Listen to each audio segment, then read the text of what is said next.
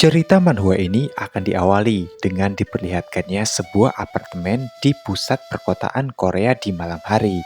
Di dalam apartemen tersebut, seorang pemuda sebut saja namanya Han Ji-won. Ia nampak khawatir dan cemas sebab ia tahu jika sang ibu yang bernama Azuma kerap kali berkata jika ia akan pergi meninggalkan Ji-won dan Ji-won harus bisa hidup bertahan sendirian saja. Tentunya karena alasan tersebut juga membuat Ji-won menjadi khawatir sebab menurutnya ia masih sangat membutuhkan sosok Azuma untuk ada di sampingnya. Ditambah lagi kondisi rumah yang saat ini terlihat gelap dan juga ada sebuah koper besar tepat di depan kamar pintu Azuma. Itu artinya jika Azuma pasti benar-benar membulatkan tekadnya untuk berpisah dari Ji-won. Walaupun Azuma hanyalah sosok ibu sambung dari Ji-won atau ibu tirinya, tapi Ji-won sangat menyayangi ibunya tersebut.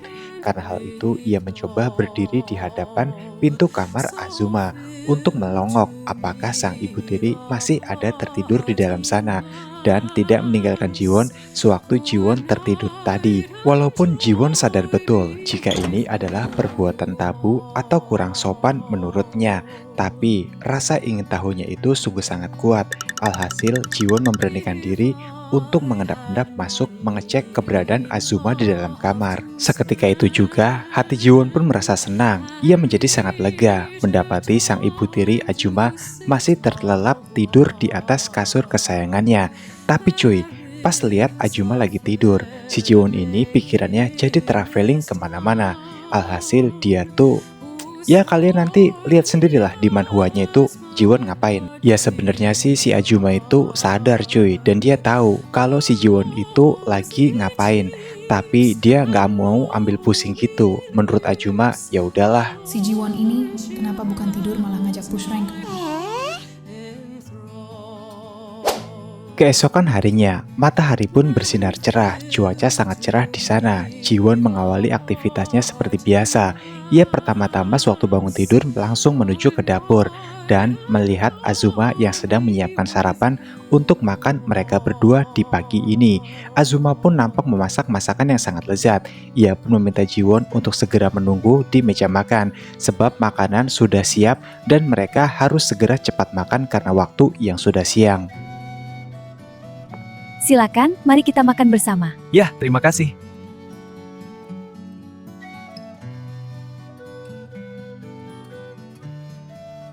Dan pada saat mereka berdua makan bersama untuk sarapan, Ji-won pun terus saja menatap dan memandangi wajah Azuma.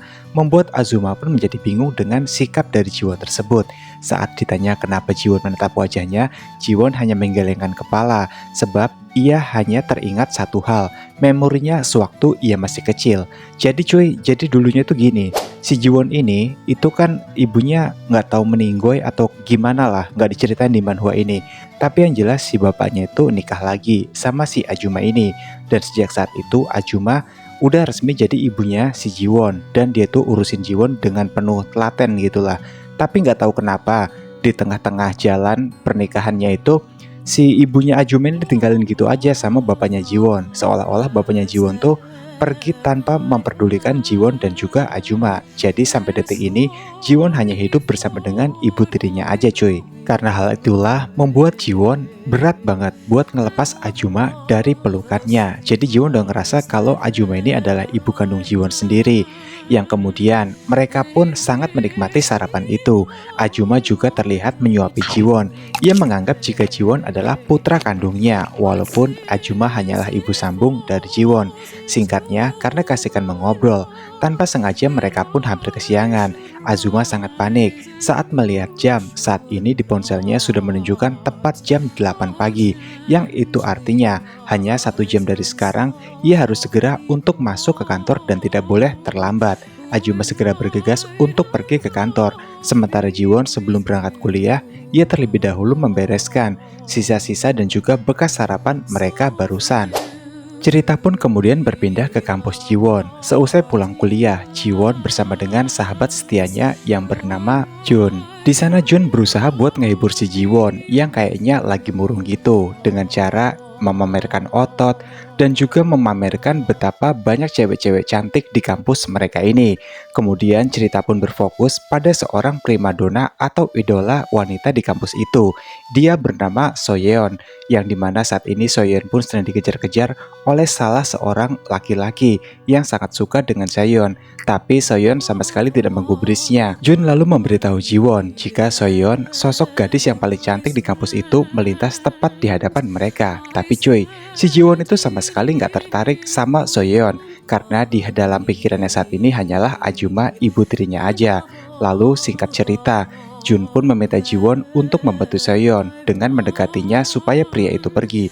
Tapi Jiwon lagi-lagi memang sama sekali tidak tertarik kepada Soyeon, walaupun dia adalah idola di kampus ini. Kemudian, entah apa penyebabnya, Soyeon pun memberanikan diri untuk perlahan menghampiri Jiwon dan mengajak Jiwon untuk pulang bersama. Tentu aja, si Jun ini di sini sangat senang dan ia nggak menyangka kalau Jiwon adalah cowok seberuntung itu dari semua cowok yang ada di kampus.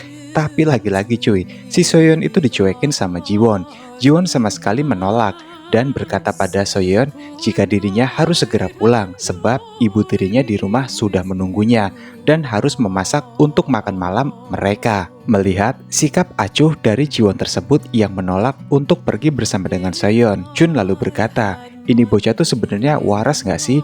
Kok cewek secakep Soyeon itu dicuekin sama dia, padahal yang lain itu rebutan buat pulang bareng sama Soyeon. Jiwon terus jawab, ya ini namanya laki-laki sudah menjadi pria, karena laki-laki mengejar wanita, sedangkan pria menarik perhatian wanita. Kelas King.